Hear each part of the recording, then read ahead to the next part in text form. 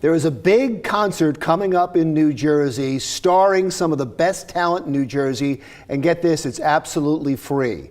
I want to introduce you to the man behind the concert, Angelo Valente, who is the executive director of the Partnership for a Drug-Free New Jersey. Sir, thank you so much for being here. My pleasure. Let's talk about, I know you do so much more than the concert, Sure. but let's talk about the concert first. When is it? What's it called, and why do you do it? Sure. Well, the concert is being held at the New Jersey Performing Arts Center, and it's going to be on Friday, April 17th. And the reason we do this concert is we thought it was a great way to be able to deliver a prevention message to teens. You know, teens are a tough audience. They don't want to hear from people like you and I going to an assembly to talk about the dangers of drugs and how important it is to be drug-free. But I think when they hear from their peers and they hear through music, it's a very effective way to be able to reach them. So let's take a step back. The concert is, you put out word to all of the high schools, is that right, in New Jersey, that you want some people to write songs, anti-drug songs. That's right. And then perform them. Exactly. What we do is we send materials to every high school in the state, as well as through the media, and we ask young people in high school, and they could be from various schools coming together in a band, or it could be an individual student, and we ask them to develop an original song with a very strong and positive drug prevention message.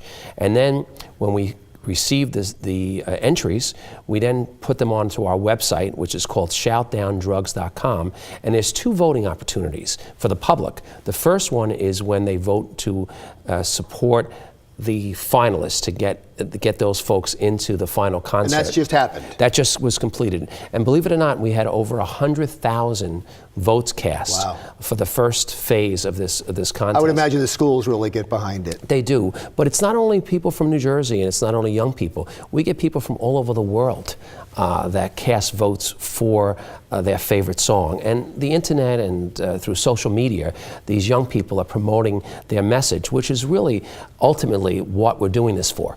We're trying to get this message out to as many people as possible about how important it is to be drug-free, and how dangerous and sometimes how deadly it could be for those people that are involved with substance abuse. But this is only one of the things you do. This is probably a small representation of what a Drug-Free New Jersey does. Well, it's one of the many programs we offer at the school-based level. So we have programs that start in the 3rd grade and go right up through high school, which is our Shout Down Drugs program. But the partnership also has a program for employers in New Jersey.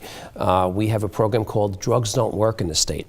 And what that does is it helps an employer develop a drug-free workplace for their employees to help make their workplace safe.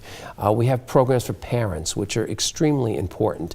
Many of our messages are really directed towards parents and grandparents because they are still great influencers in helping to protect their children and helping to provide the right and consistent message about how important it is to remain drug-free. So we have a program, for example, called the 15-Minute Child Break. And that program was based on research. In fact, all of our messaging is based on research. Just like any other marketing or any other product, you need to do research in order to understand what the message is and how important it is that these messages are getting to the right folks. So what we found is that parents who spent time with their children, 15 minutes a day or more, that those kids were a lot less likely to be abusing drugs. And the reason for that is that the parents, when they're having these conversations with them, when they're spending dinner time together, they're finding out about what their children are involved in. They're seeing if there's any difference in the, for example, test scores that come through, or different friends that they might be involved with. And those are signs that your child might need help. Oh, I'd love to have you back. We're running out of time for this segment. We'd love to have you back to talk about that. But you said you did research. Do you do research on the effect? Do you have analytics showing that this is working? We do, actually. We have done extensive research that has shown that, especially in New Jersey, our numbers are a lot more positive with regard to the lack of drug use among our adolescents than some of our neighboring states.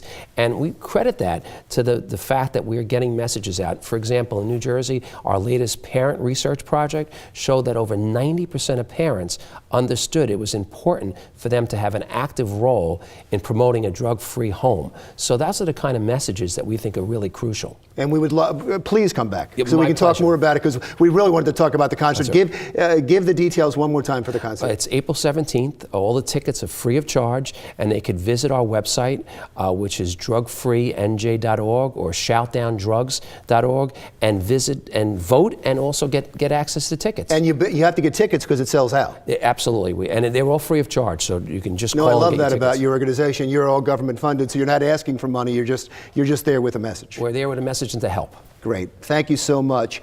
Angelo Valente, who is the Executive Director of Partnership for a Drug-Free New Jersey. When we come back, we're going to look at this new trend.